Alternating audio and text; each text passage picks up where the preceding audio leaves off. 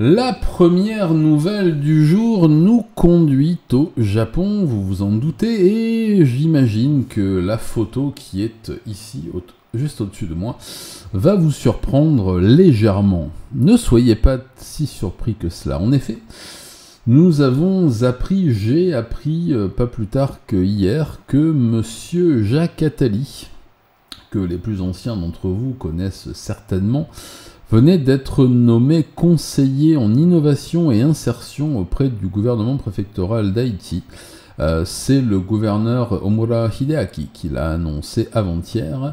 Monsieur Attali, que l'on a connu comme étant le conseiller spécial du président François Mitterrand de 1980 à 1991, qui lui a soufflé les conseils les plus avisés pendant cette décennie fabuleuse, qui est ensuite devenu le premier président de la Banque européenne pour la reconstruction et le développement, puis le conseiller spécial des présidents durant la pandémie de Comim, qui a soufflé ses conseils également au plus grand président de l'univers, de la galaxie même, pour aider les nations à se relever de cette terrible pandémie. Rappelez-vous de l'interview avec les fameux masques des deux journalistes.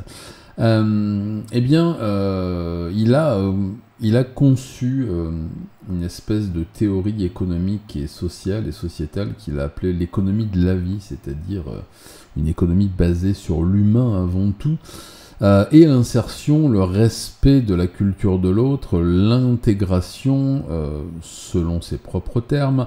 En tout cas, il vient d'être nommé officiellement conseiller à l'innovation et à l'insertion auprès des gouvernements préfectoraux. Il va donc commencer par la préfecture d'Haïti. Il doit prononcer un discours qui doit être terminé, d'ailleurs, que je vais écouter en rediffusion, que je vais analyser en détail et dont je vous parlerai le plus vite possible. En tout cas, dans les premières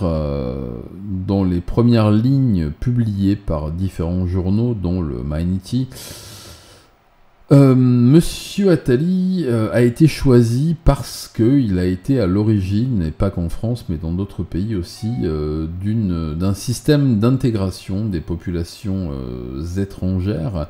Et il est entre autres chargé des questions religieuses au Japon. Il va être chargé de pondre un rapport qui permettra l'intégration des minorités religieuses. Alors là, on parle principalement des minorités musulmanes, de résoudre le problème de la communauté kurde, de la communauté afghane et de la communauté pakistanaise, qui fait beaucoup parler d'elle, et pas forcément en bien depuis ces dernières années.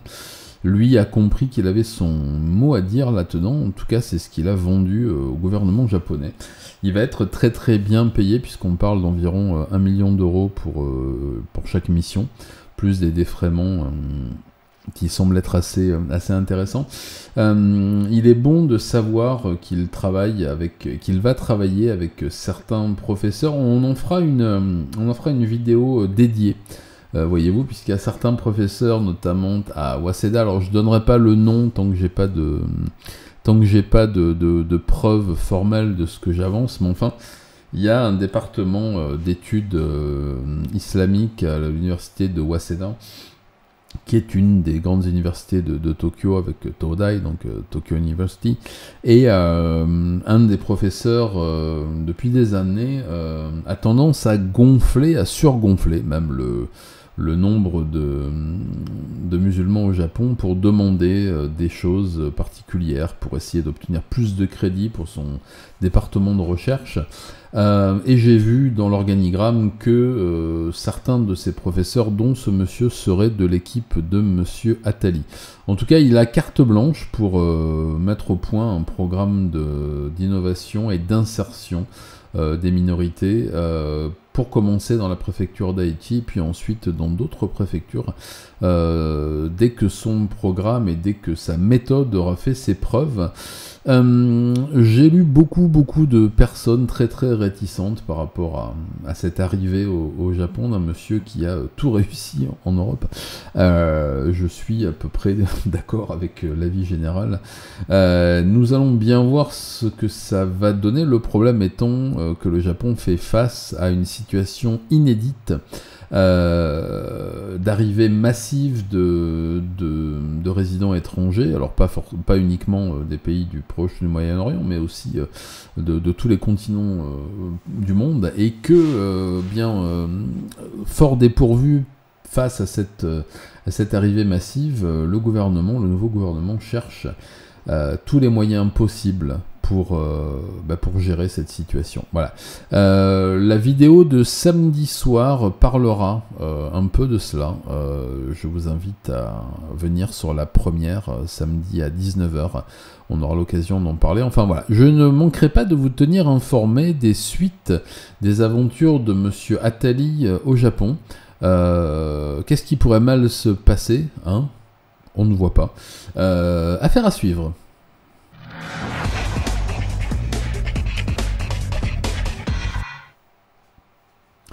La nouvelle suivante nous conduit à Tokyo et je pense que beaucoup d'entre vous sont déjà au courant. Je vais vous parler aujourd'hui d'un drame qui s'est produit en direct devant les caméras d'une jeune streameuse. Je vais vous lire la nouvelle telle que je l'ai retranscrite. Il y a eu... alors, une jeune femme a été tuée en direct alors qu'elle diffusait dans le centre-ville de Tokyo.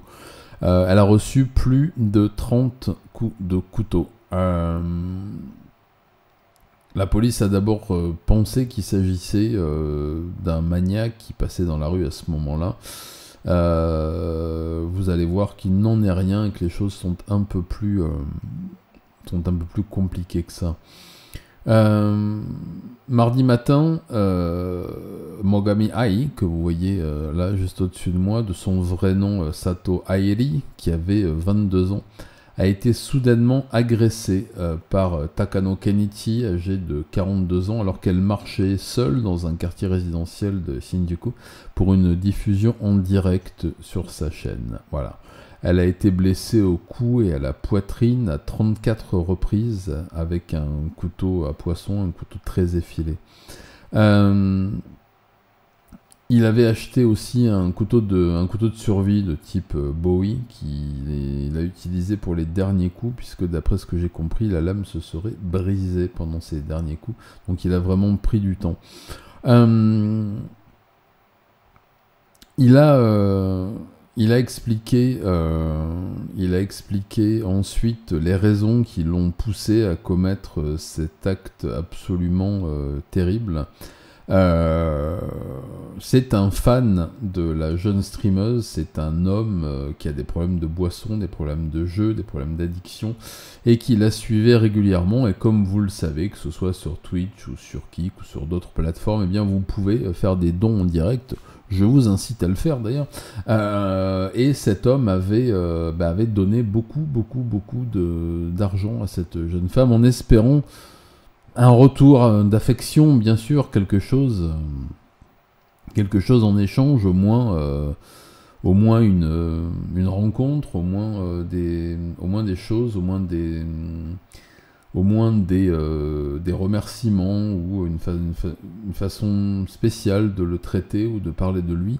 Il se trouve qu'il a utilisé toutes ses économies et contracté des emprunts pour faire des dons de plusieurs millions d'euros à la jeune streameuse.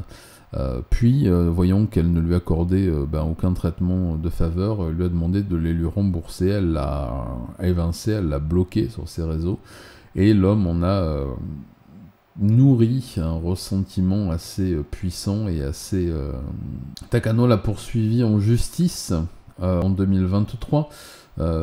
Tentant de récupérer son argent, puisqu'elle lui aurait demandé en privé, ce qui n'est pas encore prouvé, lui aurait demandé un prêt d'argent également, ce qui reste à prouver. Pour l'instant, ce ne sont que des allégations de mise en examen. il y aurait un mouvement de fonds d'environ 2,54 millions de yens à 10 reprises entre septembre et novembre 2022 du compte de M. Takano jusqu'au compte de Mademoiselle Sato, qui reste à expliquer. Elle a expliqué que c'était plusieurs millions de yens, hein, j'ai bien dit, pas plusieurs millions d'euros. Elle avait expliqué à l'époque que c'était des dons, lui explique que c'était des prêts, qu'il y a eu un accord entre eux, mais qui reste à ce jour introuvable.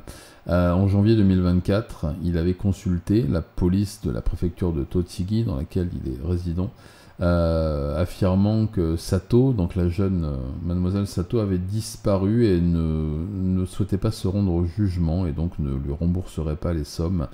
Elle a toujours prétendu que c'était des dons. Il y a effectivement énormément de dons. En tout cas, c'est une affaire d'argent. Pour en avoir entendu les avancées par le porte-parole de la préfecture de police aujourd'hui, donc le 13, eh bien c'est la motivation qu'il a mise en avant après avoir été arrêté. En tout cas, il y a des images qui circulent de son assassinat en direct que je ne vous passerai pas, qui sont faciles à trouver si le cœur vous en dit, ça n'a rien d'intéressant. Je ne manquerai pas de vous tenir au courant, bien sûr, des suites de cette triste affaire un peu nébuleuse, un peu sombre, sur laquelle on dit tout et son contraire selon l'orientation des médias qui en parlent. Affaire à suivre.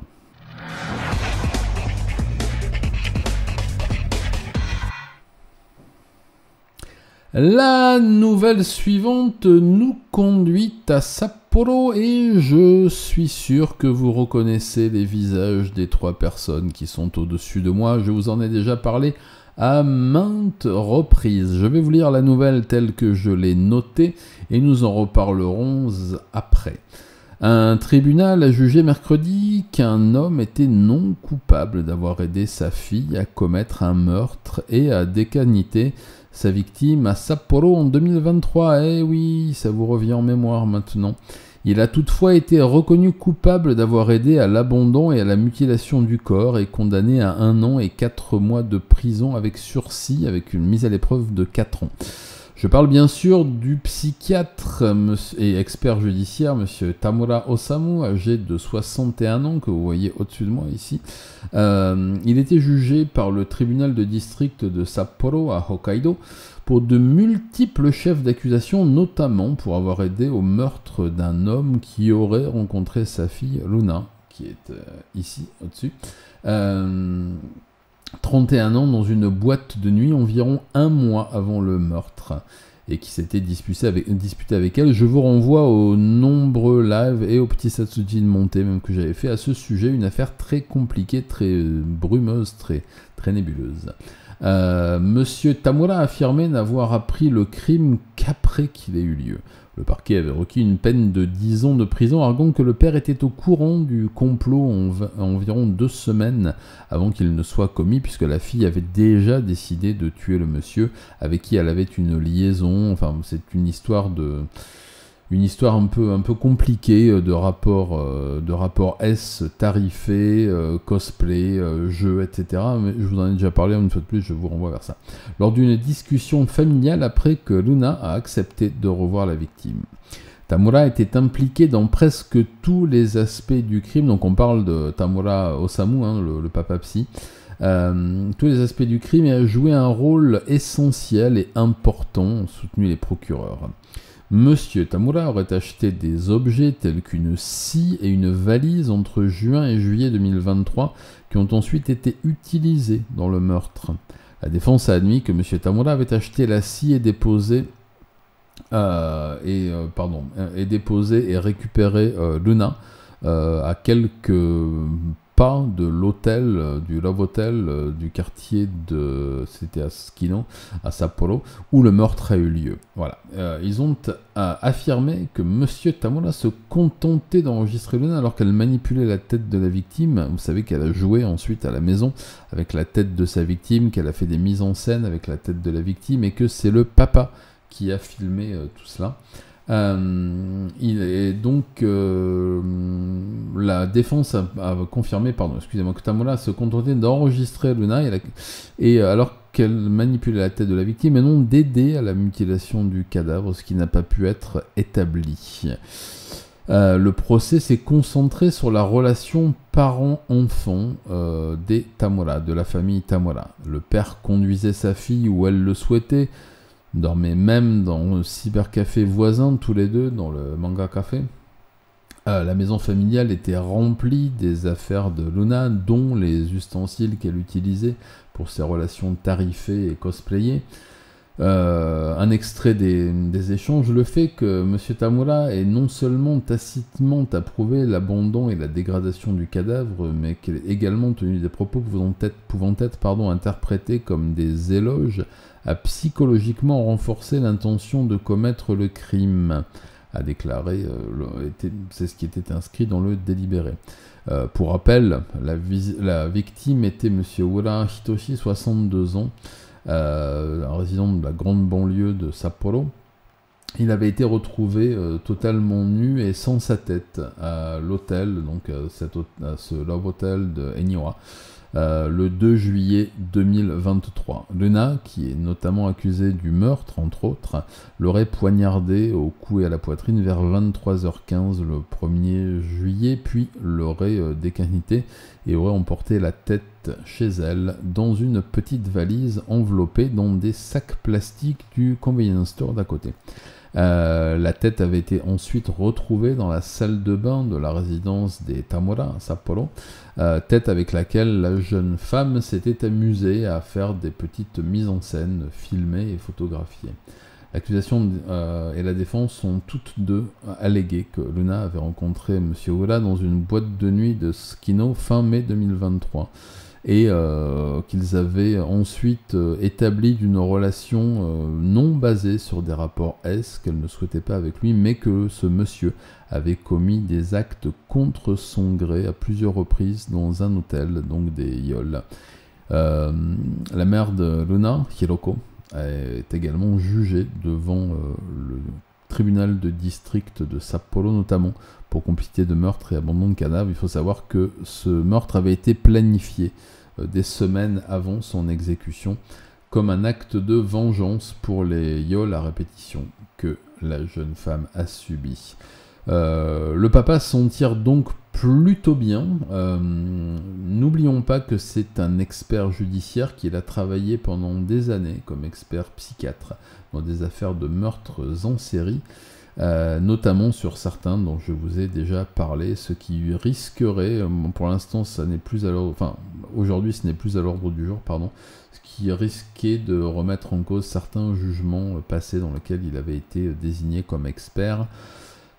Il ne nous manque plus qu'à parler du jugement de la fille et de la maman pour avoir le jugement complet. Je ne manquerai pas de vous parler des suites de cette triste affaire.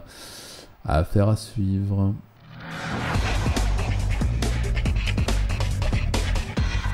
La nouvelle suivante nous conduit à Aomori, où une femme et son bébé ont été retrouvés morts apparemment après un suicide-meurtre en sautant d'un immeuble. C'est une nouvelle affaire du genre, je vous en parle quasiment toutes les semaines ou presque. Je vais vous lire la nouvelle telle que je l'ai résumée. Une femme et une petite fille ont été retrouvées mardi matin sur un parking entre un immeuble et une institution financière de la ville de Hachinohe, dans la préfecture d'Aomori. La police soupçonne un meurtre S, comme il en arrive quasiment toutes les semaines. Selon la police, un employé de l'institution financière, donc on parle d'un organisme de prêt d'une banque, a appelé les urgences vers 8h du matin, a signalé qu'une femme et un jeune enfant gisaient au sol sur le parking, dans leur sang. À l'arrivée de la police et des pompiers, ils ont découvert cette femme qui a la trentaine et une toute petite fille âgée de moins d'1 an, ensanglantée et démantibulée suite à des blessures à la tête et sur le corps entier. Leur décès a été constaté sur place. La police pense que la femme tenait son bébé dans ses bras et a sauté du 11e étage de l'immeuble d'en face. D'après les premières déclarations de l'équipe en charge de l'enquête, la femme, mère célibataire, était criblée de dettes, avait dû faire des emprunts qu'elle n'arrivait plus à rembourser pour payer la naissance de sa fille, son éducation, mais également les frais du quotidien, le loyer, et n'avait pas d'aide de sa famille ni de ses parents, peinait à avoir une aide d'État qui est quasiment inexistante dans ces cas-là, et a trouvé donc, souffrait également de dépression depuis quelque temps, et a donc trouvé ce seul moyen de trouver une solution à ces problèmes. Je vous ai, si je ne m'abuse, parlé d'un cas similaire la semaine d'avant, enfin pendant le dernier Petit Satsujin Live. C'est malheureusement les meurtres S familiaux, quelque chose qui est en train d'augmenter à vitesse grand V. Je ne vous parle pas de toutes les affaires, sinon je vous en parlerai chaque semaine et vous en donnerai au moins 2. Je vous tiendrai au courant. Je pense qu'il n'y aura pas d'avancée sur cette affaire parce que, une fois de plus, quand les gens ne sont pas grand-chose, et ce qui est assez facile aux yeux de la justice, n'être pas grand-chose, on donne très peu de nouvelles quant à l'avancée des enquêtes. Mais enfin, si jamais je venais à apprendre quelque chose, je ne manquerai pas de vous en tenir informé. Affaire à suivre.